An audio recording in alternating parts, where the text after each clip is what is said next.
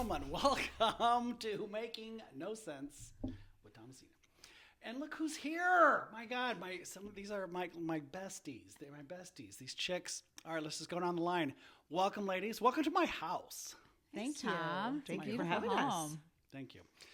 Just don't, as I asked earlier, just don't look in too closely at anything, please. Just. I was actually the judging impressed. has already begun. Tom, I I live with four young humans. This is a man's house. This is so clean. And yeah, think of it as like if your husbands were left to their own devices. It wouldn't look like this. I can guarantee you. Yes, well, it's true. this room. Trust me. Just if you go into the other rooms, you'll be like, oh, okay. So anyway, Nikki Boulay is down there at the end. My ginger sister. Known Nikki forever and ever. Gosh, forever and ever. Let's just go ahead. We remember when we did this on Nikki and I did this on the original Making No Sense on Cox 100 years ago. What was it called? O2 TV. Public access. O2 TV. Oh, is that what it was? That what it? It was O2 TV. Oh my God. That was good. That What'd was you guys talk about? I can't even imagine how long ago that was. But I'm gonna try and find some footage of that. So all right, I wrote some things down on my little. Does Greg have one of these? He does. Okay. Matchy. All right, I was gonna start off with. All right, let me first get through the introduction because I always screw this up on I've screwed this up the last two times. So Nikki Boulay, we have Carly Jurgensen. Yeah. All right, for all intent purposes, and we're gonna get to that. And Natalie Thomas. Hughes, I Hughes. should say. All right, Natalie Yes, Hughes. it's very confusing. See, all three, they're professionals. They're out in the world, and so they've established names for themselves. But now they're married. So what do you do? So Nikki Boulay, Cripe. Yes. But you go by Nikki Boulay in public. For the most part. Yeah, it works. The radio thing is Yeah. really what determined that. And then it was just too hard to sever it. Right, So- right. And you, Carly, same Yeah. deal. Same deal with Yep. you. You are Carly Jurgensen Daniel. Daniel. Daniel's my married name. okay. See, I mean, You're learning things. I am. I'll be learning things all day today. And you, Natalie, are Thomas Hughes. Very good. Right on. How you doing, Natalie? Just great. Great to see you. This is fun. All right. So that's great. We got to the name thing. Let me check that off the list. All right. All right. So our common bond is obviously music. Yeah. Which is why I had them on.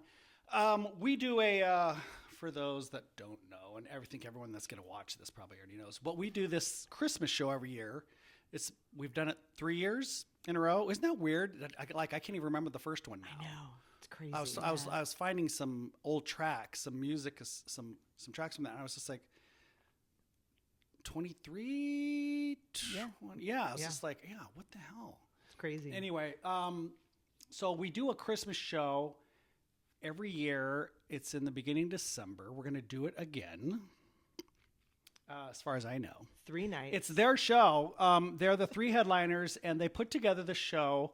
And so that's one thing that we do together on a regular basis, for sure.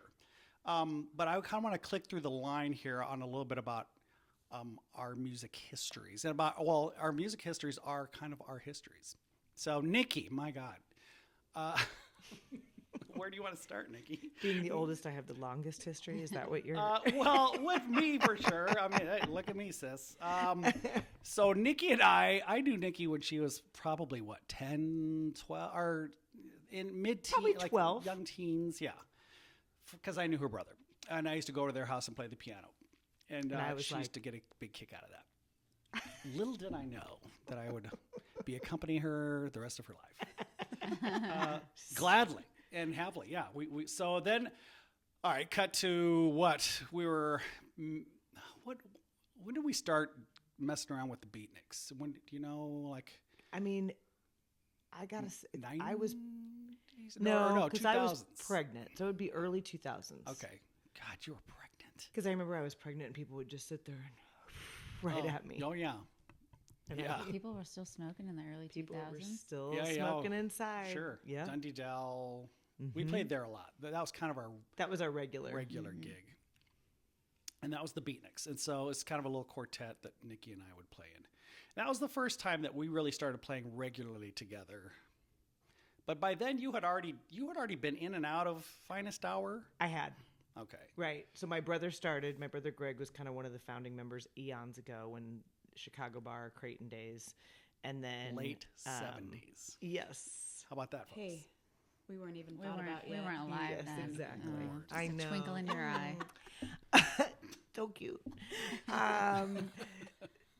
And then to make a very long, convoluted story short, I ended up joining the band in my 20s. They kind of had a reunion, got the band back together, and then we sort of reformulated it. And that's when we then I think they brought you on board before I actually joined. I think you were already a part of it. Yeah, the second generation. Mm-hmm. Right. They had a reunion. They wanted a band to get they put it together. And then it wasn't too long after we were like, we should get Nikki in here. Because I was doing the Beatniks with you at that time. Right. It was just like, why don't we have Nikki in here? Which was great. And then we finally got her back, and then it's been that way since from then on. So we play regularly in Finest Hour together to this day. All right, Carly. So the first time I was made aware of this young musical phenom was. I actually remember Liz Cox bringing you to see the Beatniks. Yeah. Oh, really? Yes. Oh, how cute. How old were you? Like a Well, teen? I was, because do you remember Chad Stoner, Yeah, sax love player? Chad Stoner. I met him through Liz. So Liz, I think, was a patient of my dad's. My dad's an OB. I think this is accurate. And Chad played at Liz's wedding. And so my dad and Liz got to talking. I was into music, and she introduced me to Chad. And then, I was always trying to find places to listen to live music in town. And the Beatniks were the happening group. We were never happening. Yeah, I was going to say, that's a stretch. Well, there wasn't much happening. So, I think it was a bar she might have been able to get you into. Yeah. Right. Maybe, That was what. maybe. So that's awesome. I didn't know that. Well, I saw Carly. I think you were probably in Berkeley at the time. Okay. I think. And you came back and you did a show at UNO. Yes. And you had a full band with you. Yes.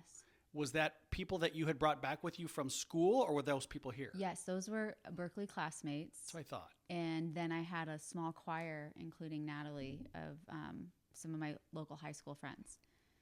At that show? Did you go to that show? I did go to that show. Oh my gosh. I did. It was Wow. great. I was so impressed. I promise you, Annie Narcisi invited me. She was in was the there. choir. She sang. Yeah. Yeah. And so she invited me. She said, "Oh, you guys should totally come see this girl, whatever." I was just like, I'd love to. That sounds amazing. So I went, and I was not expecting that at all. And I was just like, who is this chick? I was like, she put all this together. Now, were those all originals at that time, or did you do a couple? They covers? were mostly originals. That's what I yeah. thought. Yeah.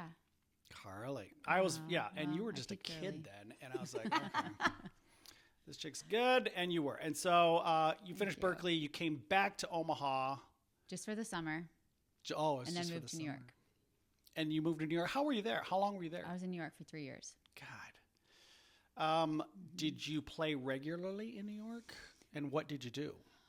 I mean, I was surviving. You Yeah. know, I was just trying to work jobs to pay the rent. And the day-to-day was really tough. It was a lot of, I was nannying. I was working a random job for a hat maker. And then at night, all my friends, we would go to shows. We'd go to each other's shows. We'd go to other shows. We'd be co-writing. It was a lot of music in the evenings. It was so fun. And, but that wasn't sustainable, right? Like I wasn't making enough to sustain all the food I was eating in New York City. But it was fun. That was always a dream of mine. It wasn't cheap to live there? No, it was not cheap. No, but it was so fun. It was such an amazing experience. Riot. I mean, that is if, and I've talked about this before, that would be one of my regrets in life, is that I did not move out to New York at that time when I was young in my life. And I don't care. Yeah, starved and lived in a closet. It's Yeah. like, that's the time to do it. Didn't care. Yeah. Right now. I would have loved to have done that. Yeah. And I didn't do it. It's not too late. Yeah. I don't know. Wouldn't be the same, but you yeah. could do it. A little Girls, complicated today for We're you, going to Tom. New York. Grab your Hello Kitty. All right. So, and then I don't know. Then we've kind of we've played together here and there, just for I don't know a grab bag of different reasons. It's hard though. Like we do the same thing, so we're hardly ever in the same place, right? True. It's the same story with the three of us. We do the same thing, so musically, we're very rarely in the same place, which is why the whole concert came about. But you and we're piano players. Right. You know, why would anyone ever hire both of us? Well, we should do a dueling pianos gig together. Well, I do that those would every be once in a while. that would be the situation That where would we'd be get fun. hired together. That would be fun. That'd be it. We'll do it. We'll duel to the death. All right. Well, cool. That's very good. But we have played together here and there. She's filled in for Nikki a few times with Finest Hour. But it's just been a riot to do these Christmas shows because that's like, we get to spend a lot of time together, rehearsing, putting the show together, and then doing the show. And that's just, it is a riot. All right. So, Natalie, I became aware of much later in my life, much to my chagrin. Sadly, I wish you were in, so I did see you way back then. You did. That's amazing. Made a huge impact. Well, Left a lasting there was that memory. brunette in the choir. Annie stole the show. She must have. You remembered her. Well, no, I knew Annie already, and I mean, Annie steals every show. She is a riot. Okay, but you tell me a little bit about your music history because I really don't know it as well as I know these girls. Sure. So I sang all throughout high school with Carly at Marion, and it wasn't until I was in college that I really kind of dabbled in what it could mean as a career. And I honestly, Carly went to Berkeley, and I was so jealous, and I was like, oh my gosh, what a dream. Similar to you. Like, Let's move to Boston, move to New York, wherever it is, and make a career out of it. But I also had a passion for people and caring for them. And so I had kind of this time in my life where I had to make a decision on, do I want to pursue this medical side of things or music? And my parents sat me down and said that if at any time in my life I wanted to go to school for music, they would completely support that. They also highly encouraged me to go to nursing school. So first. And I don't regret it. Honestly, like it allows me, that's what I do during the day. And I don't have the stress of, what I make for a gig or in a month or in a year is just kind of extra side cash. I feel so fortunate to get paid to do something that we love, but I also have a day job that supports me and my family. So that's kind of how it started. And your day job, are you comfortable revealing what your day job is? Like Absolutely. You're a nurse. Yes, I work at Children's. I've been there. She's a dancer. I'm a dancer, yes. Be careful. Some people say exotic. No. So you're a nurse. I am a nurse. I've been at Children's my entire career. So I'm not patient facing. This frivolous day job. But when that she was a has. nurse, she was everyone's favorite nurse. Oh, I was going to say people this. I already know. Talk I about it. I've just from you, I'm like, the nursing thing, I'm sorry, but that had to have paid off in spades in so many other ways because I know you would be an awesome nurse. Yeah. Well, and how many people at your shows because she was nursing, but she was also performing all the time in Omaha and was building this amazing following. And a lot of them were patients and families and staff from the hospital. I mean, that ended up being a huge part of your music career as well. 100%. I was, when we first started the band, so started kind of similarly. We did acoustic stuff first, and then the gentleman that I started that little acoustic group with had this vision of forming a band, and so we did that. And I was working 12-hour shifts at the hospital at that time. So, Nice. We'd have a 9 o'clock show at the bar, 9 to 1, and I'd finish my shift at 7, which really was 7:30, 8 o'clock. By the time you give a report, I was in the bathroom doing the poof, getting myself ready. That means the hair. Yeah, it's Elvira. Shout out to my boy, Dave Cripe. Oh, my God. So I would literally get ready on my shift and go out. And yes, Carly was right. It was nurses, nursing assistants. We had patients, not my patients. They were tiny, small humans, but parents that would show up. And it really just kind of grew into something that's, I'm super fortunate. I love what I do. When did you start? So Natalie is in a band called NV, among one of the things that she does musically. Because Natalie's a maniac, right? Would you guys? Maniac. Total maniac. Yeah. I mean, your workload. I don't know how. Cookie. Yeah, I don't either. I mean, Keeps me sane though. I like. Oh my God. Do you It's guys really amazing. feel like? I mean, the holiday show is a kind of its own little beast, but when we go and we get to perform, how much stress do you feel at a normal gig when you show up? Whether it's a wedding, wherever you're at. Depends on the bride. That is true. That is true. Where I'm going with that is that it's kind of an outlet still at the end of the Yeah, day. Like, no. you know, and I think you two and Tom, you would agree still, you show up at the end of the day, you're getting paid to do something that you love and people appreciate No doubt about it. 9 times out of 10. So Right. And almost whether or not they do, it's like, I know we're going to have fun. yeah, Right. You know? 100%. It's like I could drag my ass sometimes to it and be like, oh my God. It's getting there. Yes. I Yes. gotta, I and would then you agree. start playing, and it's just And it's like just I'm fun. looking around to my Totally. crew, and it doesn't matter. And me and I'm goofing, trying to make Nikki laugh and spit her. I mean, while she's do a spit take while she's singing or whatever. I mean, it just Typically never very gets old. successful at that. You are very skilled at making me laugh Do this during one the. here while I'm playing. He'll So just sometimes wait, that's all I and gotta he do. is so patient. He will wait until I Oh, yeah. happen to catch in the peripheral vision, and then Oh, I yeah. lose it. That's right. Very There should be video of predictably. that. Sometimes I'll be doing that for a long time. Before she left. That's one of the many gags that we pull. So when did you start, or when did you get into Envy? How did that form? This is a year 15. Wow. And it been a wasn't minute. my vision, honestly. I have to give credit to my friend that had this vision. Mm-hmm. I would have never pictured myself doing bar gigs. Oh, really? No. That wasn't what you were doing at that No, time? no. It was more like acoustic kind of background vibe music. We did a lot of like restaurant Yeah. stuff and Back in the day when the Market Basket was around. Oh, yeah. Did you two play together after you came back to Omaha? a little bit. So after the New York thing, the 3 years, you came back. Yeah, and I was doing some restaurant stuff and got into doing weddings because I was 25, and so people I knew were getting married, and that's how I got into the wedding thing. Right on. Well, I see. I knew you two guys went to Marion, as did Nikki. I didn't know where you all lined up or whatever. I didn't know you guys were. We were a year apart. You guys knew each other and were hung. We were in hung choir since together, then. so that's how we met. Was at Marion in choir class. Very cool. Yeah, And Nikki as well. Yeah, I'm just like a. just a few years ahead. But We're Nikki just not a was. big deal. I mean, She's I the always upper knew class. of Nikki too. She was always kind of that name in town, Nikki Boulay. 100%.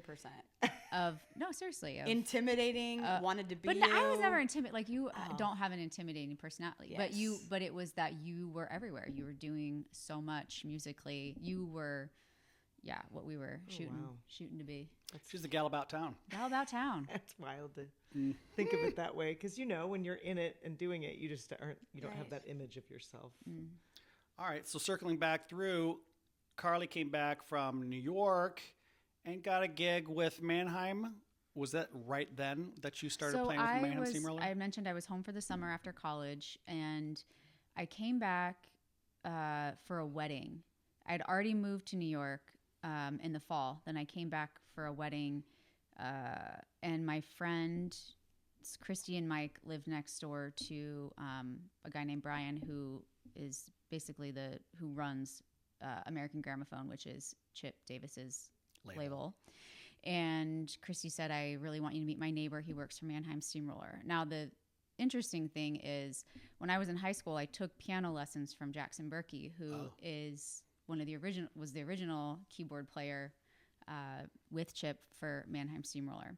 So I thought to myself, well, why would they ever need a keyboard player? They have Jackson Berkey, and he was in his prime. And But I thought you never know who you're going to meet. And one of the things that I was taught at Berkeley was you just always have your business card with you. You never know who you're going to meet, whatever. So I gave Brian my business card and just said, And you know, show I up. sing and play, and let me know if you ever need me for anything. Thinking to myself, there's no way he would ever need me for anything. So that was September. In October, so when I moved back after the summer, I moved most of my stuff, but not all of my stuff. So Tony, who was my boyfriend at the time, drove out to New York, and we packed up the rest of my stuff, and he was driving me back to Omaha in the fall. And I got a call from Brian, and he said, hey, Mannheim Steamroller is playing a show in November, so in a month, and our 2 touring bands are out on the road, and we can't bring all the players to play this show that's going to be, they were doing those ice skating shows. It was Oh my Pandora. gosh, I remember this. Oh, Yeah. gosh. Pandora's, yeah. sorry, I have a piece of hair on my lip. Holiday Moments on I Ice. see it. That was Mannheim was doing that? So Mannheim was the musical act. So every year or something, they had a new musical act. Oh, I think that was on TV. And so it was all the touring saw ice that. skaters, and they did this holiday show. That was- and they I filmed totally it. saw that on TV. Yeah. So the musical guest was Mannheim Steamroller, but but Mannheim doesn't have a singer, and they wanted some songs that were sung. So they were bringing in David Archuleta, who had just won American Idol, to be the singer gosh, I on do a remember handful this. of the Yes. songs. And they said, we need someone who can play keyboard and who can sing background vocal part No big deal. for Bing. David Archuleta. So I think it was crush. because I had the singing and the playing, and they were like, oh, 2 birds, 1 stone. And so they pulled a couple of their players off the tour, I think it was, or maybe they couldn't pull any of them. And they put this group together that was, ended up being called the Hit and Run Band. So they ended up, when they had other promotional things, they would use that band as opposed to the players who were on tour. So this is what I didn't know that I learned that year that many people probably don't know, is that Mannheim Steamroller is no longer just one band. Right now it's 2 touring bands that cover the entire country from November through December. You think of a regular single act artist, they'll cover the country in an entire spring to fall, right? So we're talking, you've got 2 months for the holiday season. Yeah. So they needed to be able to have 2 touring bands out, but then they would get an opportunity to be on the Today Show or do some sort of promotional thing. They had to put a 3rd band together. So when I went to American Gramophone to do my first rehearsal, Chip happened to be there, and I met him, and that was an amazing experience because I'd always known as an Omaha musician that Chip Davis, lived in Omaha. And it was really exciting to meet him. And he said, well, we're doing the Macy's Thanksgiving Day Parade in New York in November. You should do that with us too. And I was like, yeah, I'm free. I think I can. Turns out. It was just so funny because I had just left New York. I'd never even been to the Right. parade when I lived in New York.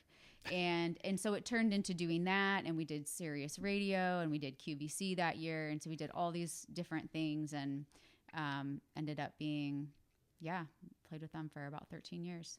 That's awesome. You do not play with them anymore? Well, so the shows I've been doing for the last, 7 or 8 years with them, we had called a residency down at Universal Studios in Orlando, and we were playing on their big stage just prior to the holidays. Started off every weekend after Thanksgiving through Christmas. We'd fly down on Friday, fly back on Sunday for 5 weeks. Did that every year. And then after COVID, they took it down to 2 concerts. And then 2 years ago, they opened up a brand new park called Epic Universe, and they didn't want to put marketing. They had to put this is what they told Chip's team. They had to put their marketing money into advertising for the new park. And so they weren't going to be doing holiday shows. And then that was 2 years ago, and we haven't been back. So I think my Mannheim career might be over. I hope that's not the case. I know they know they can always call me if something pops up, but Wow. but yeah, it was a good run. I used to do Chip's hair for years. I used to do his. Did you? Yeah. really? Too funny. Him and Did his, you know? and Well, Evan, you his wouldn't know son. this, but one year we were in Orlando, and he asked me to cut his hair Oh my because he God. hadn't been able to get into his hairstylist, and apparently I did a really bad job. Oh no. And I was like, well, I'm no Tom Sena. What did you expect? But No, that's very some nice guy. pressure. Like, oh, okay, Yeah, boss, totally. Carly I'll did a cut lot of your things, hair. planned Yeah. outfits, I mean, all that's sorts It of was other duties as assigned. Fine. Yeah, it was totally an fine. eclectic gig, but Yeah. that's And how then- I like it. Do you have a day job, as we call it, at no, all? I'm a mom. All right. So, but stuff pops up during the day all the time. Funerals and Yeah, you're private playing very events. regularly as Yeah, well. mhm. And But Carly no plays. nursing or Oh, voiceover. Nothing consistent 9 to 5 type thing. No, but your regular gig is. I mean, your regular is very irregular. You're all over the place. You Yeah. play. You're a gun. For hire. I'm basically. a freelancer. Yeah, bounce Yeah. around town. But you do a lot of weddings. Tons of weddings, Funerals. mostly ceremonies and cocktail hours. So, between the 4 of us here, we've got your wedding covered Right. from Totally. start to Right. finish. Yes. Ceremony, This is true. cocktail music, reception bands here with Finest Hour and Envy. Yeah, you guys are probably 2 of the most popular reception bands in town. It's funny, And, yeah. Our paths do cross that way a lot of times. They'll be like, "Well, Carly's going to do the ceremony. Right. Can she use your keyboard? Or can she?" I mean, there's just always. A Oh, little and we're throwing intermingling ceremonies together. Yeah. All the. I mean, we're like, Yeah. I can't do it, but call my friends. Oh, you yeah, know? we're Absolutely. It's just recommending each I other think I know and- somebody. Yeah. Right. Never all hesitate the time. to. It's a refer you small, guys. it's a small community of musicians in Omaha, I would say. It's true. It's true. But to your point, or I know who it was saying it. I mean, yeah, we don't. People are always asking me, about other bands and others. I'm just like, I don't get out. Right. Like if I'm not playing, I don't really get out to go see other bands. It'd be fun, but I just don't get the opportunity. Sometimes we share bills with other bands and different things like that, but that's about the only time I see anybody else play. But so Nikki, you were in radio forever. You were a DJ in radio, a disc jockey. Yeah. She'd be like, "All right, let's go. Drop the Party beat. people." Not that kind of DJ. Radio DJ, and you started out at the Ranch Bowl. Did you not? I did. Did you not? Ranch For Bowl. K Rock. For K-Rock with Matt Markle, who, when they say, look back on your life and think about, the 3 or 5 most pivotal people, Matt Markle would definitely be in my know. probably my top 2. He was the one who said, I was just, I was a broadcast major. I was a broadcast journalism major, and I was just working for him. I mean, I was hanging posters. I was driving hearses with lights on them that advertised the radio station. Nothing like free advertising on a hearse. I think it's actually illegal now, but back then it was not. I think I remember that Hearst. They also did not have heat or air conditioning, just for a fun fact. And I was just doing whatever because needs I that wanted a resume builder. And he sat me down and said, have you ever thought about going on the air? You love music, you love, and you love talking to people, you're curious. And that was that. I went on the air, quit my other job that I had. Well, actually, I went on the air, and the station was really hardcore metal. I mean, hardcore metal, which I know. I look the part. Duh. Leather Nikki- pants, Nikki chains, had a phase. Natural all of it. fit. It was a Yes. phase. Yes. And then, so I did part-time. This is pre-automation. So every single commercial song, Sure. every element, we used to call them, that you heard, somebody was physically pressing that button to make it happen. There was no automation, even just for commercials. I mean, so it's, the Stone Ages for you girls, but it Were it you was at least crazy. was it at least digital CDs? It was CDs. You were not spinning discs. We were not spinning discs, but the commercials were on those big carts. Yep. I They remember look, they those. almost like an Yes. 8-track, Mhm. a little bit smaller than an 8-track. Yep. And then when those, you could kind of piggyback those, and that was a big deal because you'd be like, I mean, I've got 4 whole minutes. I don't even have to press something. Now it's all done. Yeah. You don't even know, human being doesn't have to go in there Pre-programmed? for a week. I mean, oh yeah. Right. Yeah, it could all run on its own. But so anyway, he called me one day. I was like, hey, I think you should come on full time. I'm flipping the station to alternative. And at that point, that was, right in my wheelhouse. REM, 10,000 Maniacs, all that 90s stuff. And so that wave. definitely was a natural fit. Yeah. So Matt Markle. Awesome. And his son Brian was one of my best friends. So Yes. this is It's- one of the things I love about the 3 of us is we have all of these random, super crazy connections. Million We really do. first 1 degrees. So then you went. How? You went from there to? Did you do Star here or no? I went from there to the Edge, The Edge. which was downtown, and that was a blast. I mean, that was just a bunch of 20-year-olds running a radio station, and we literally did whatever we wanted. I mean, we'd make up promotions, we'd make up contests. We had so much fun. They just let us do it. They're like, I do. we're remember not that. cool. We're radio managers. You all run Downtown. this station. Yeah, it was down in the Yes. Suite 98 building. Yep. Right off the Old Market, which was so fun to work down there. And then from the Edge, I moved to Denver, took a job there, worked there for a couple years at a variety of different formats because that's the nature of radio. And then when I came back, I worked at, the City, 106.9 The City first, and then Star. And then Star was my 104.5. last. Yeah, Star was my last. Which is funny because, to bring it back to the holiday show, there was a moment in my life when holiday music was not my friend because Oh yeah. at the time, all these radio stations were trying to vie for that position of the Christmas station. So there was a year where we went to Christmas November 1st. 24/7 Christmas music from November 1st. Aren't they still doing it? I think they do it, but I think they flip closer to Thanksgiving. Okay.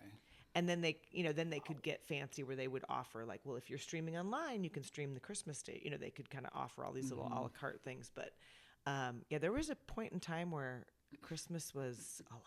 Bah humbug. Yeah. There are some songs that we're not even allowed to bring up for the set list for the Christmas show because Nikki has Nikki just starts PTSD. convulsing. True story. She started, a little foam comes. Oh God. Turn it off. Well, very cool. You were at the Star for, was that maybe your longest? Oh, yeah. Yeah, I felt like you were there for a long time. Definitely. Close to 10 years. Yes. You played Claire, my daughter, my 23-year-old daughter's little Christmas song of her singing on, my I don't know if it gosh, was the that's Star or what it was, or if it was before that. So maybe cute. I think it was downtown. before. I think it was at the City. Might have been that, or the Edge, or whatever. But yeah, I still have a recording of that. I think she was maybe 4. And, Oh, I wanna she sang, hear that. I wish you a Merry Christmas. Plug that in here, Tom. It Yeah. will. Find it. Yeah, maybe I will. Maybe I'll try to. Anyway, adorbs. But you played that on the radio live on it, and it was great. Can you imagine? I mean, that's what I miss about the way radio used to be. It used to be so local and kind of that high touch, personal. Who doesn't love to hear a little kid singing "Wish You a Merry Christmas"? I mean, you just wouldn't. It just wouldn't happen anymore. I used to have. Do you remember the bit that I had with my mom? Michaeline's Party Machine. What? Yeah. Well, I remember you having a bit with your mom. I mean, I would give my right. Don't arm. you have audio of that? I have no audio of it. Nothing exists. It was pre-digital. Okay, give us a little insight. So I was doing a morning show for the City with Scott Barnett, and I'll have to tag him when you post this. And he just was fascinated by my mom's name. And then we would call her and do bits every once in a while. And she just sounded like June Cleaver. She just sounded like everybody's quintessential mom. Like, well, now, honey, now say. I don't know if that's the right thing to say. Still does. Miss Nicole. I mean, she's still. And so he created this bit called Michaeline's Party Machine. And we did it every Friday morning. And he created a music bed that was like, Michaeline's Party Machine. Oh my God. And I mean, it was this huge music bed. So we would have her do the what's happening in Omaha this weekend. Oh my God. And I would, at the time, I would think I emailed her or faxed it to her. Yeah. And then just had her rip and read it. And at the very end of each one, I always gave her a tagline. I mean, and it could be or I gave her things like, bring out the red rum this weekend because The Shining is playing at the Dundee Theater. Or at the end, it was either a tagline or a line from a song. One of them was like, so go out there and let your freak flag fly this weekend. And the best part of the story is that she was a legal secretary at the time and was on an elevator in the courthouse. And she hops on the elevator and somebody says, oh, hi, Michaeline. How you doing? And this young guy's like, wait a minute. Are you Michaeline's Party Machine? Oh my God. She wanted to die 1,000 days. Oh, that's so a great. riot. Oh, she was the best. I mean, because she so didn't So want to be that. So wholesome. yeah, it was just perfect. It's very reminiscent of David Letterman, his Yes. regular bits with his mom. Exactly. Just, yes, Very much the same concept Right. of like, who can't relate the to this? reluctant, Yes. adorable star. Just being herself. That's a riot. Well, all right, very cool. That's our type. No, I'm just kidding. So getting back to Harmonies for Hope, I thought originally when I thought I'd have you guys on here, I was just like, well, we can do like a little debrief. So the show, we did 2 shows, and they're held at Marion High School, which I always have to preface, I put this little disclaimer whenever I tell clients or friends or whatever, it's at Marion High School. I'm just like, but I promise, it's not like this high school gym. It's like a legit miniature Holland Center. It's this beautiful amphitheater that they built. The Andersons donated, the money to have it done. And it's a gorgeous 400-seat theater that sounds great. They have a fully working flying backstage. I mean, it's Control room. yeah, it's dressing legit deal. rooms. Yeah, it's fantastic. So I know it's at Marion, but it's a beautiful theater. And it's so great because they all 3 went to Marion. Natalie's aunt is the stage manager, Yeah, we got to come up with an official title She's for her like, this year. yeah, That's as one I of say, the stage to-dos. manager sounds way but too she small. works Jack of there all at trades. Marion. Yes. Correct. Yes. And does she work with the drama people or the music people? She or? is assistant to the principal now, is Okay. what her role is. But she's been in a variety of roles. She's a doll. She was the drill team looks coach just like when a I nose. was there. Back And then in dance the team. Stone Age. She was there also- then? She was, yeah. Oh She my was the drill God. team She also coach. did a little bit of this. Oh, she was a mimer. Oh, I think she actually still might do a that. mime instructor. What do you call them? Yes. I don't know. Guru, a mime Yes. guru. Mimer. That's awesome. Yeah. I'll have her do that. If you've ever seen the show, she is the Grinch who comes out during the show, head to toe costume. So Doing a little- you don't get to see her, that's the only drawback. But Yes. she's a doll. She's great. She helps us enormously backstage preparation for the show. She's like We'd be lost without she's her. our man Yeah. inside. Yeah. Yeah. 100%. So, shout out. All right. So the show is like I said, we did 2 shows last year. We've done 2 shows last couple of years. We're doing 3 shows next year. That's the plan. And if I'm talking out of school, just tell me. We could edit stuff out. We're not gonna edit anything out. I'm too lazy to edit out. When I say we, I mean me. Yeah. How are we doing on time? Are we in the booth? How are we? Okay, we're good. The wall says we're good. So anyway, so we'll do 3 shows next year. There's been rumor that at some point we might even move it. You might move it to a bigger venue. What are you guys' feeling on that? I mean, because I know we get asked a lot every year, especially need to clear the post air show. on this. You've got to move it to the Holland Yeah. Center or whatever. Yeah. And I get caught up in that same energy. I'm just like, oh my God, we totally could do it. Oh, he's talking that. We're gonna because I'm all psyched out. It's totally not. I'm there. So, but I get, the practicality of Marion is so great because It's we not do. even really that it's practical, though. All right, It's- talk to me. Yeah, Talk to me let's about just, that. I Flesh feel it like out. we gotta flush it out. No, go ahead. Well, it was, Nikki says it really well. It was just kind of a light bulb moment of like, we all went to Marion. They have this beautiful amphitheater. Let's try it out. And, we've done a lot of work to tweak the sound and make a show like ours work in that space. So there's a lot of work there. And there are so many things beyond the stage itself. And I guess I don't know if people say we should move because we just need more seats, which our answer to that is, well, we'll just do another night. So if we're going to move to a place like the Holland that seats 2,000, it's 1,800 or 2,000 people, I don't remember, but we need to make sure that we can sell out Marion for 5 nights. We need, or I don't do math. How many is that? Yeah, 400, I'm 800, going with 1,200. it. You're Yeah, right. I mean, sure. that's So we need to make sure that we would rather play to a packed house multiple nights than play one show and see a bunch of open seats. And we go to we spend, like, it's January right now. We're already working on the show for December for this year. This is only the second out of 3 times we were supposed to meet, or 4 times this week. Yeah. that I we're- mean, there's so much that goes into the Right. show that to do it one night and get off the stage is a buzzkill.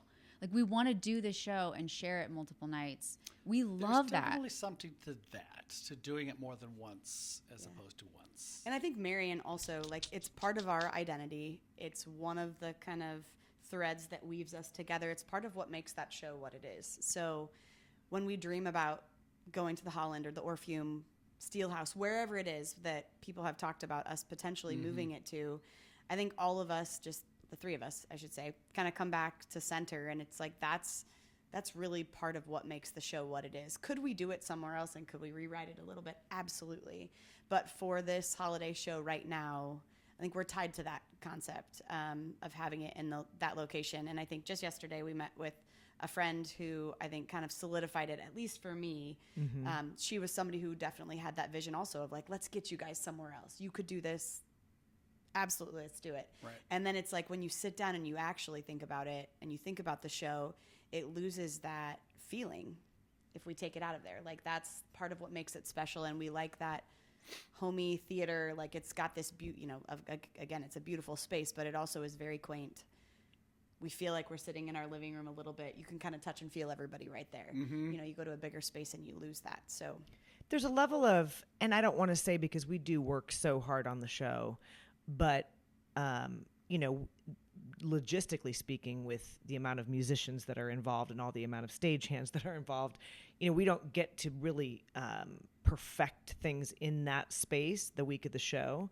And so I think also there's just a level of, I say forgiveness, that's probably too strong of a word, but there's a level of coziness. Like you said, like, you're in somebody's theater, you're in somebody's home, like, oh yeah, I forgot to move my stool, or, you know, whatever. I think when you're on a big stage, like, it better be, you know, and we're not a lose a touring little Broadway charm. company. Exactly. It would lose a little charm.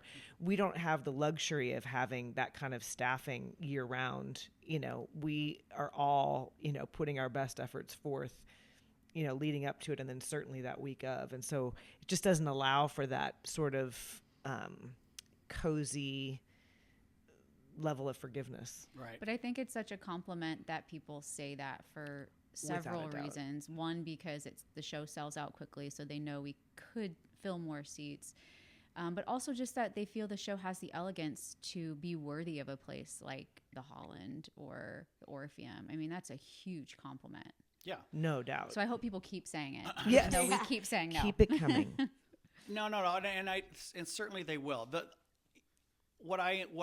And here I'll play devil's advocate a little bit, because the dynamic is that it is literally the 3 ladies. It's their show. They headline it. They put it together, as she said, as Natalie was saying.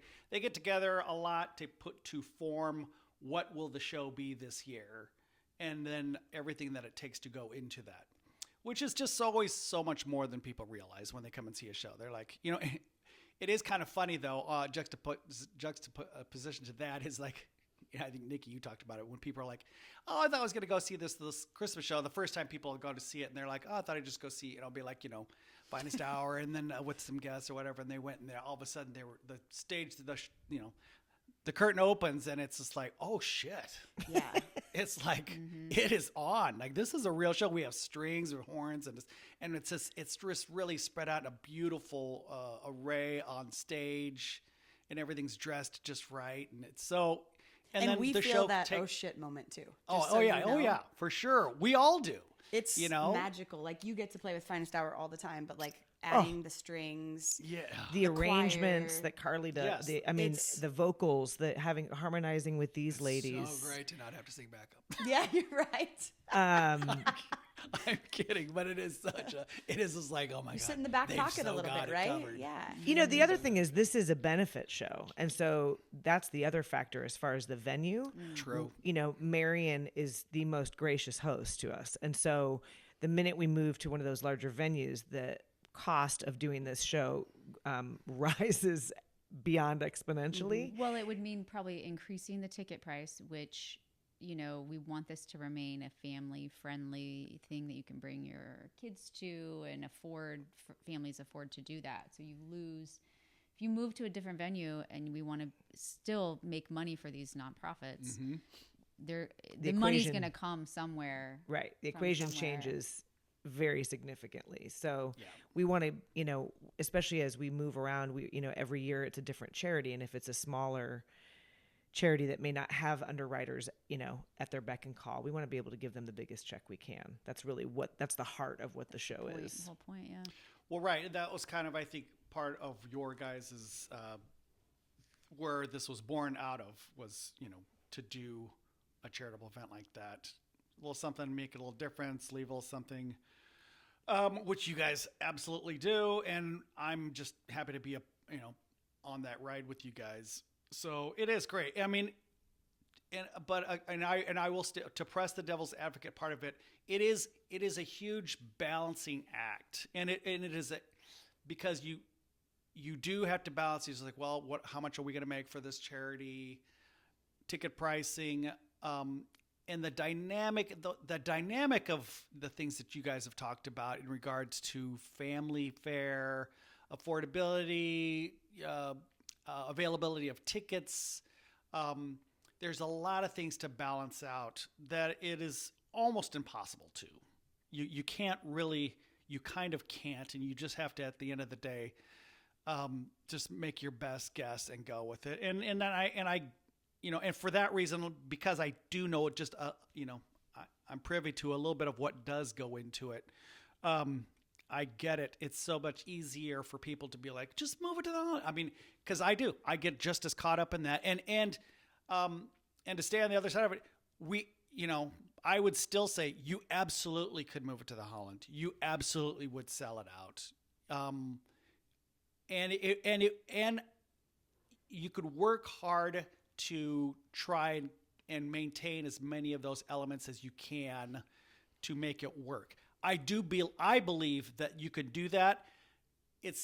But same thing. It's easy for me to say that, but it would require a ton more work, right, for you guys to be able to pull that off. And I will say this: we are definitely not closed-minded about that being. No. This I know thing you guys developed in a way we never anticipated. I mean, the first 2 we were like, I hope people show up, and it sold out, in 3 hours.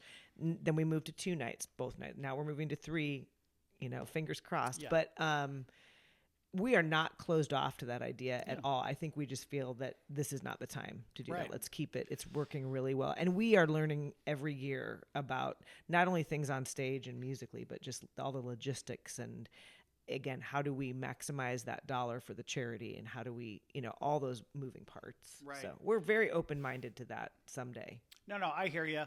And if that ever, and maybe it won't ever happen, but if it does, that I think I'm on board with it. But it's more importantly, I think, just for people to realize, it would take an enormous amount of work to do that, because none of you, I know you guys well enough to know, you guys are not going to do that show. You would, without putting your heart and soul into it, as you do this show at Marion, Right. And so, yeah, I don't know. We'll take this off camera, off podcast at some point, but so much of it would be really putting a lot of work into going and figuring out that stage, going and attending as shows specifically with that in mind, to do your homework and to do all that kind of stuff. It would take a lot, and for us to throw it out willy-nilly is not the way to do it. So anyway, I'm behind you guys 100% on wherever you can do it down at wherever, Right here in your living room. Exactly. Yes. Do it wherever you want. I'll be there. Well, you're a huge part of it, not only in your talent and musicianship, but you have come up with some amazing ideas and contributions to some of the humor and some of the production level value, and reworking things where, you fixed our open this year. I was going Well, to that's say, do the we thing. actually get to give you credit for that this year? Well, That was the beauty incredible. of that is that we all know, and the rest of the band is not here, but the same thing would ring true for. We all know each other so well and well enough to be able to just be like, let's just come on, let's just think tank this a little bit and work it out. And the only way that works is through trust, and you guys Right. have put a ton of trust in us, and we absolutely put all of our trust in you guys to steer the ship, and you guys always do a great job of it. And we're always, there's a lot of talk that goes on that you guys don't get to hear, that we in the band talk about, Do share. Yeah. once, like your hair was, no, I'm just kidding. Like, oh my God, did you see the back of her hair? Don't turn around. Just don't turn around. No. We we are all duly impressed with you guys and are just always, I know to a person, everybody's thrilled to be a part of it. So I don't know. We've got to be probably running pretty good on time, but do you guys have any upcoming gigs that you want to plug? Or movies coming out soon that we need to go and so what do you got now? Natalie, I see you again. Natalie is crazy with the amount of work that she's doing. True. I see her on Facebook. I'm like, where is she now? She's so you played with Terry, and then Melissa That was a wild card, man. just She shows showed up with her violin. She did. I was like, that's weird. You walked in with a violin on your back. Love it. Do you want me to ask you to play? Absolutely. And she just killed it. Yeah, And it yes, was great. I that's right. Melissa she's played with us at the show before, at the Christmas show before. Another great mutual friend of ours. Yes. I do love our musical community. Man, that's It good is. stuff, isn't it? It is. So anyway, where were you? You were at Stories. Stories at their new Maple location. I love that. I love that location. Yes. It's drive kind by of it every odd day. for music. I was wondering about I can that. say that because my friends own it, and Yeah. my friend Brooke designed. They have this really incredibly beautiful oval couch bench in the middle of this store. And so this was the first time we played there. So it was like, where do you set up so that everybody can see you? But everybody kind of just congregates on one side, I was wondering because I haven't been there for anything. I've stopped in there for coffee, but I've never. Obviously, I haven't been there for any music. But Yeah. I was like, oh my God, I want to see you guys so bad there. Yes, it was great. And you play with Terry Olson, Played with good old Terry Olson. which is our brother. we were in just music. talking about him. He's just a machine, that man. He is amazing. He's a great guitarist. Yep. He is right as rain. A Like he great- is just like, Guy. Oh, he's so Yeah. damn good. the most reliable. He's kind of sick. He's a little bit sick. Okay, Terry, enough. Yeah. It's enough about him. Gosh, damn it, he's good. All right. So this is one question that I'm going to I think I'm going to ask all of my guests from now on. This is like my closer, who's it? James Lipton. They used to do the 5 questions at the studio. So here's my 2 questions. So and I'll just go down the line. I'll start with you, Nick.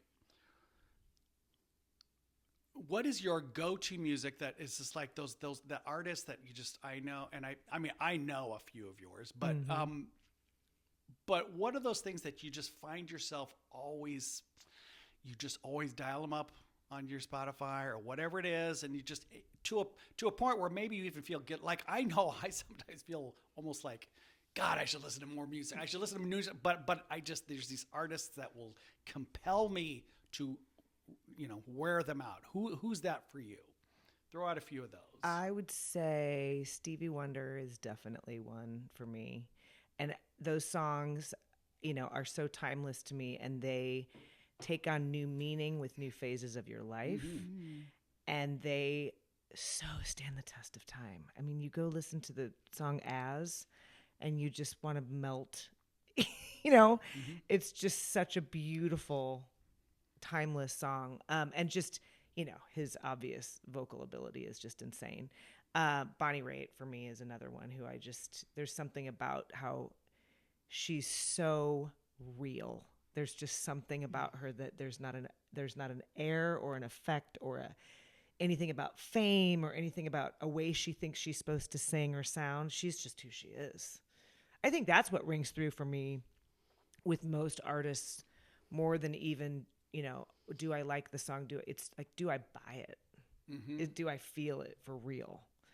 because I think when you're just, there are some technically amazing vocalists who don't hit for me. Yeah.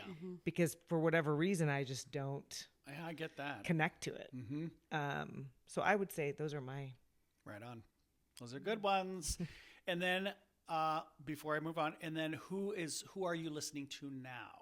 Who's somebody new or somebody that's kind of struck you lately that you're like, huh? I am really into Olivia Dean. Oh, right you now. stole mine. Golly. I thought you might say stole that. mine. Olivia Dean. I think she's just effervescent. Like she was on Saturday Night Live or something. She's got this such a genuine. Well, she's an amazing singer. And kind of has an old-timey sound a little bit in her songs, but she's got this youthful effervescence too. And she's legit. Like I just listened to her and I'm like, you're real. This is not some, okay, here's what is missing in the radio market. Let's produce this. Yeah. You could see that. I mean, back when people were coming up, it was like, Britney Spears or Avril Lavigne or whatever. You could see that they were a product of, I'm not saying they didn't have talent and that they didn't, but they were definitely marketed in such a way that, I don't know, it worked. I'm saying their name this many years later. Yep. But so Olivia Dean is one of my new jams. Love that. Love that. All right, Carly. Same question. Who's your go-to that just keeps pulling you back? Oh, well, I think about this because I listen to a lot of Kids Bop in the car with my kids, and I'm like, why are we doing this? There are so many great things we could be listening to. So I just created a playlist. So this is kind of fresh on my mind, but So it's not Kids Bop. It's not Kids Okay. Bop. Although Dang it. I really love Diana Krall. She's a jazzer, and that was really opened up my whole world when I discovered her music. Just the She's kind of your musicianship. archetype. Oh, that's a huge compliment. Yeah. I get that. I totally can see that. I cannot play like her at all. So She's phenomenal. it would be a dream to even understand how she does what she does. But Pretty cool husband. yeah, Costello, yeah. Yeah, Elvis Costello. She's fantastic, and still, she's I mean, I think Just that she's timeless. I felt like I still saw something their arrangements. recently I'm from trying her. to She's, remember like, who does her killing it. arrangements, and the musicianship. I mean, just to me, what I think sometimes misses the mark in jazz music is that people can't relate to it. Is you have these really beautiful solos, but you could never hum them back, or they're not memorable. And her musicians play in a way that I can hum along to their solos, which is very, to me, creates that element of accessibility in jazz music that I love. Great point. And And she still could turn out. She could still play a standard, and it's just undeniably Diana Hers. Krall. It Yeah. is, and she's not trying to be anybody. Her voice is just so her and so simple, I think, but she has a beautiful range and tone, and I think that's what I strive for a lot of in music is making it come across really effortless, even though you could be trying really hard, because I think it just lands really nicely. You have accomplished that mission because Oh, I can't tell you, thank you. especially the first few times I ever sang with you, I was like, how is she so chill? Like, I'm like a nervous wreck. Well, my dad always described me as a duck, though, like on water, sailing across so smoothly and underneath paddling like hell, he would say. And I definitely relate to that. So I'm trying hard, even if it doesn't look like You Well, do yeah, it it doesn't look very like it. well, my friend. Yeah, you pull it off. Are you? And this is we could have. And maybe I'll have you back. We'll do. Because there's so much that I would love to talk to you about, specifically in regards to your time out in New York and at Berkeley, and it just like how that whole machinery works. I'm just so captivated with the whole the thing that is Berkeley. Well, what was so cool about that for me is I went from living in Omaha, in high school, and like sneaking into places, into bars, just to listen to live music. Right. And to go from, Natalie and I had some music stuff going on in high school, but I just wanted to be doing it all the time. And to go from, I had a couple musical friends here to being with 4,000 other kids who were nuts about music. Wow. That was what it was. I mean, it could have been in the middle of nowhere, but just to be around that many kids who were what a crazy heady about time. music. Well, and what's wild too is that was the only college I applied to. That doesn't happen anymore. I heard that John Mayer went there, and I was like, well, that's where I want to go. And and my parents were like, well, you got to apply to some other places. And I was like, No. I don't have a plan B. I will not. So I got lucky, but Well, That's it was amazing. amazing. Okay, so then, besides Santa Crawl, Amy Grant. Yeah. really? I mean, Wow. Yeah, I mean, Love she's like that. one of the first musicians I ever knew growing up. And I just think, again, a voice that is so versatile, but so her. So her. Again, pretty cool husband. Yeah. Pretty, yeah, I must like people who have no. beautiful husbands. Yeah. I mean, believe me. And something that I they feel don't like I need their can husbands. say to my kids, like, let's listen to this together. Like, there's a lot of times I'm pulling stuff up. My kids are like, oh, hey, pull up blah, blah, blah song. And I'm like, well, I got to check and make sure is this explicit? Like, what are we listening to here? Yeah. And I know with Amy Grant that we're always going to get something that the whole family can listen to. True. Have you ever Yeah, seen yeah. her live? Yes, I have. Okay. I've never seen a show, but she came to Denver and played at, after Columbine, after a horrible event. And just to hear her, I mean, there were, I don't know how many thousands of people lined up after this awful event. And to hear her sing in that moment was just, I'll never forget as long as I live. Well done. What great choices. Okay, one more though. All right. Aretha. Oh, yeah. I mean, Aretha Franklin, heard of her? I just listen. I just, She's a real I'm up and comer. Her discography is just massive. She's ridiculous. And I love this story that I'll share from when I played at Universal Studios in Orlando with Mannheim, and the directors were telling us how they had done a show and Aretha came and played, and they never dealt with her directly, always with her team or whatever. And they're like, we don't know if she's going to show, we don't know, blah blah. And she would insisted that she only be paid in cash. Okay, so she carries her purse with her everywhere. And on stage. On stage, and she puts them. You pay her before she gets on stage. She puts the money in her purse, and they say when the purse hits the piano, the show begins. Oh, And so I recently was pulling up some footage from the what's the place that Kennedy Center. yeah Kennedy Center Still and does it. she still does I mean, it before she passed, yeah, and she showed up and she's got her purse, and I just love knowing that about her, that she's like, I don't know if it was like a trust issue, she didn't have a manager, whatever, so she's like, pay me in cash. Oh, trust me.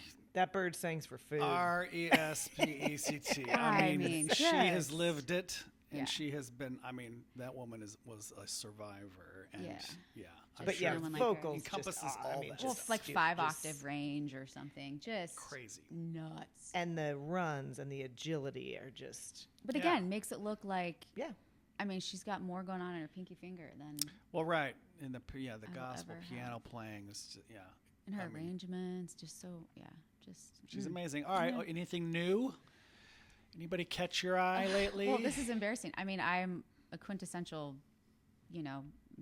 snob in that I don't listen to a lot of what's out there. My girls have been asking me for this song recently, and it's by a girl. I don't even know her last name, but Freya is her first name, and I think she's super talented. Her voice is really cool.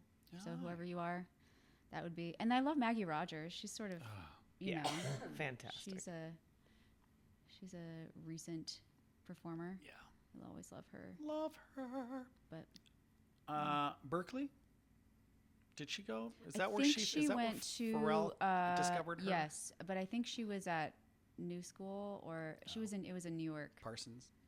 It was one of the New York music colleges. That's a cool story. That It she is has a there. very cool But, story. she is phenomenal. Very cool.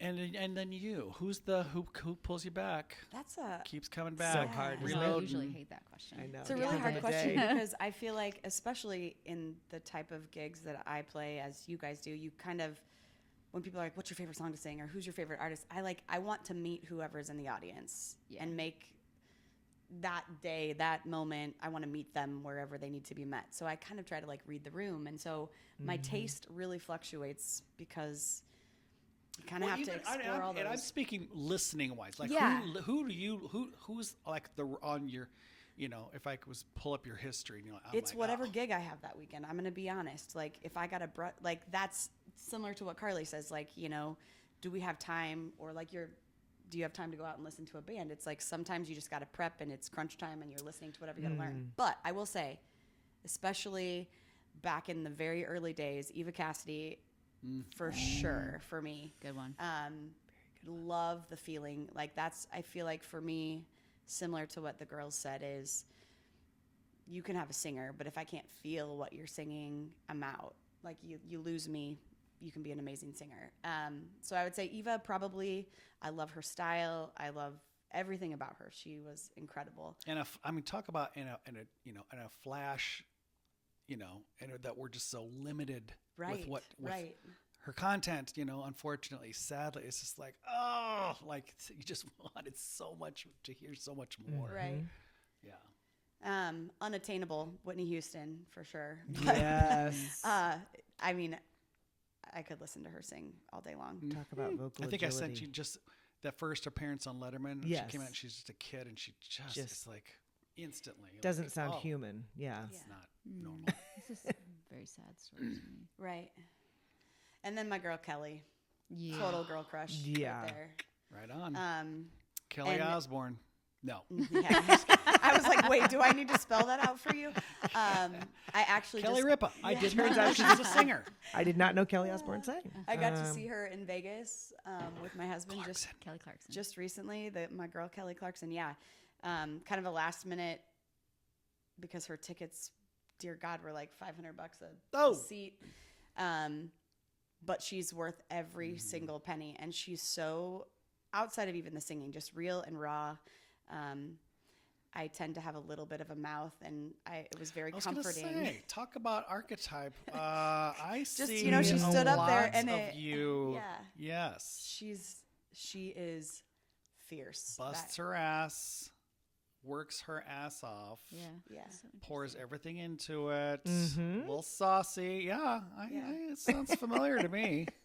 Yeah, I was honestly like, just zip your mouth for this podcast, Nat, just in case, Yeah. because sometimes things come out, and It's all right. this one right here will be like, tone it down just a little bit. Come on. It's all right. I already have to check the explicit box because I said shit. Yeah.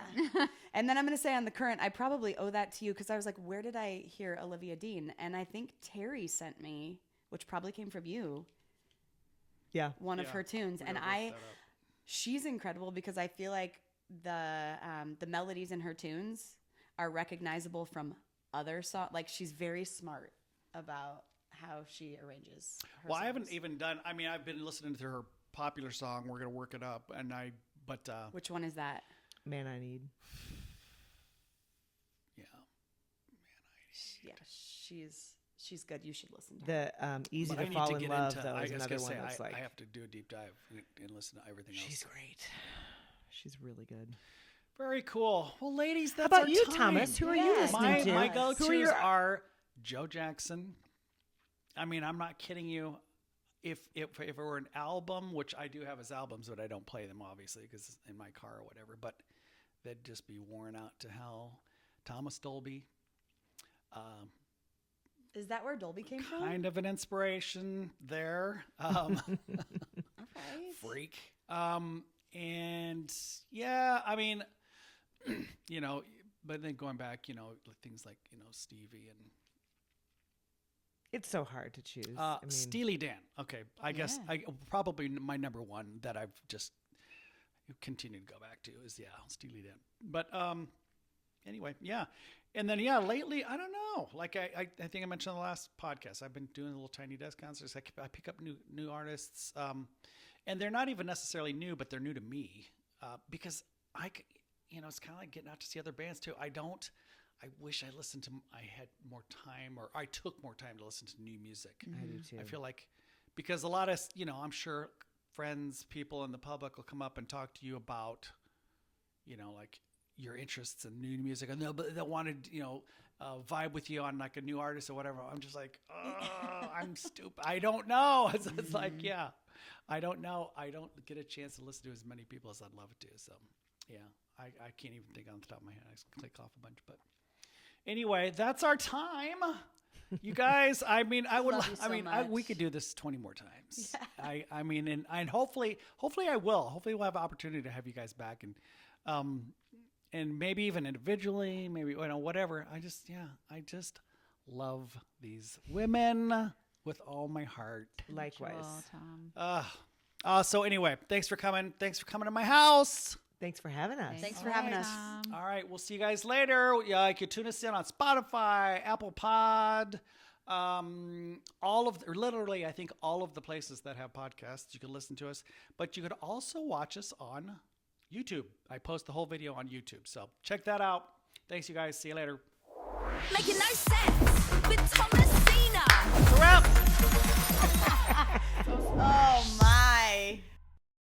You wish your Merry Christmas, Daddy, everyone here.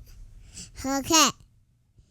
You wish your Merry Christmas. You wish your Merry Christmas.